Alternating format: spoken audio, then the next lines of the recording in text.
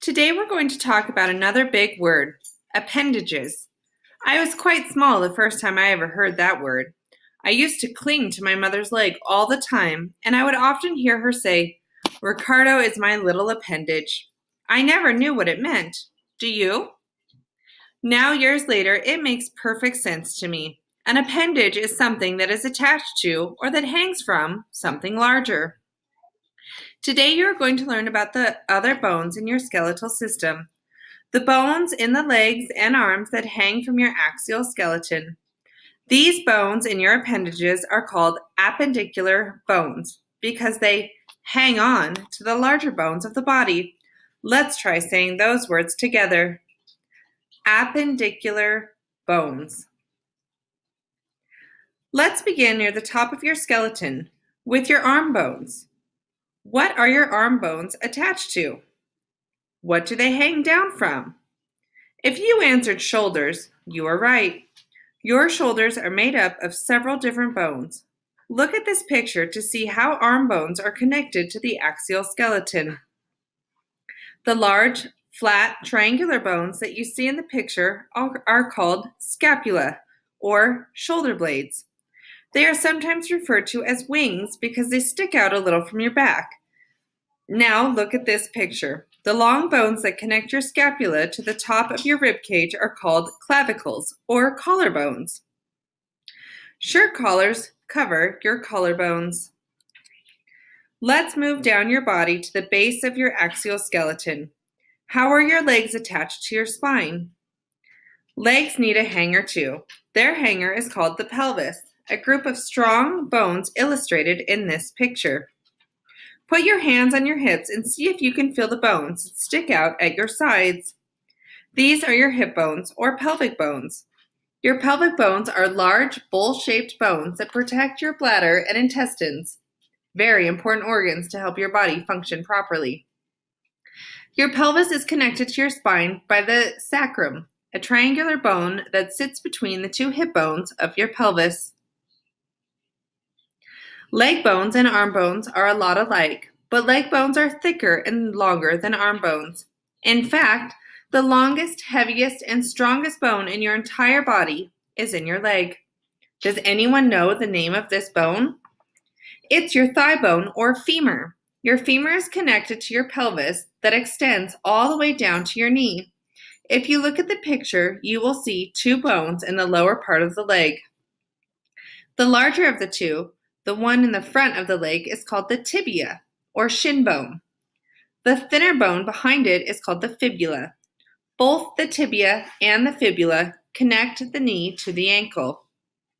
That's a lot of information. I suspect that some of you are wondering how all these different bones are connected. Sure, they're attached to hangers, the scapula and the pelvis, but how? Are they glued in place? The point where two bones meet is called a joint. Without joints, your body would not be able to move. There are three main types of joints in your body: movable, immovable, and partially movable. In other words, some joints can move, some can't, and some can move a little bit. Let's take a closer look at all three. The most movable joints in your body are ball and socket joints.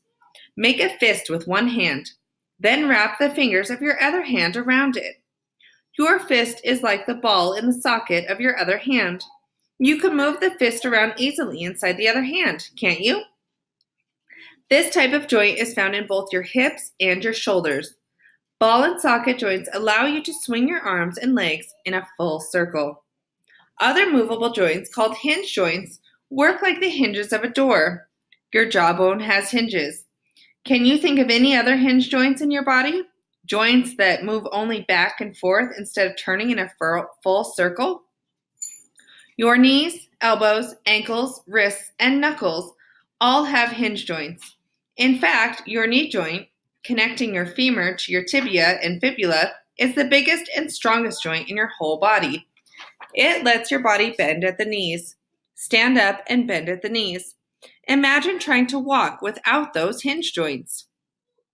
Some joints permit no movement at all. These are called immovable joints because they lock bones together, forming solid bone as hard as a turtle shell. Can you think of any axial bones that fit that description? Yes, your skull is made up of bones that are locked firmly in place, allowing no movement where the bones come together. The third type of joint in your body is the partially movable kind, the ones that move a little bit, but not nearly as much as ball and socket or hinge joints. Can anyone think of an example of a partially movable joint in your body? Remember when you took deep breaths and watched your chest move in and out? The joints where your ribs are joined to your breastbone are a good example of partially movable joints. Remember cartilage, the soft, gristly tissue found in your nose and backbone and between your vertebrae? Cartilage is found at the ends of bones where they connect with joints as well. This smooth, elastic tissue serves an important purpose. Try rubbing your palms together. Do you feel the heat? If bones and joints rubbed back and forth together like this, with nothing in between, your bones would soon wear out.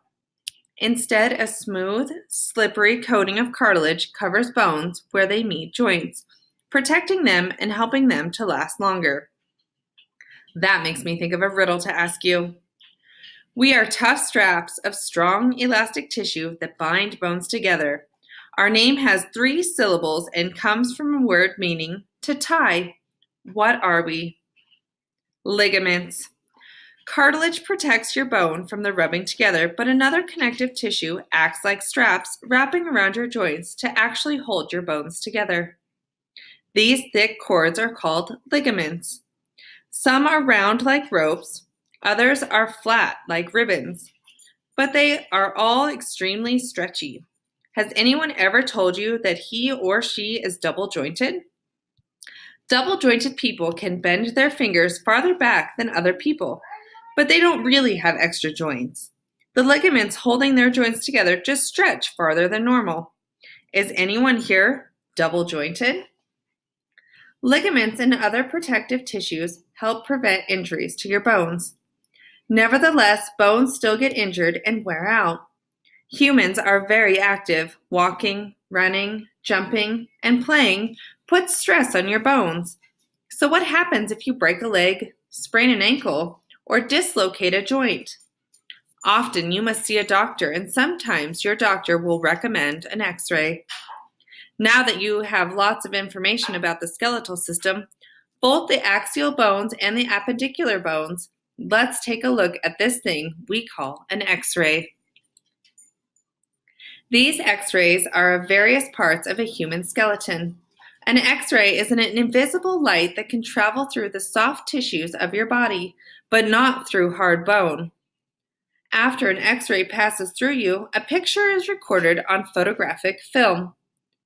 Soft tissues appear black on the film because the X-ray passes right through them.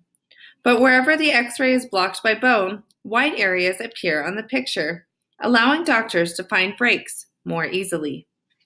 X-rays were invented as a medical tool just over 100 years ago. The next time we meet, we'll discuss another important body system, one that works closely with your skeletal system to move your bones. Turn now and talk to your neighbor. See if you agree on the name of the system I'm talking about.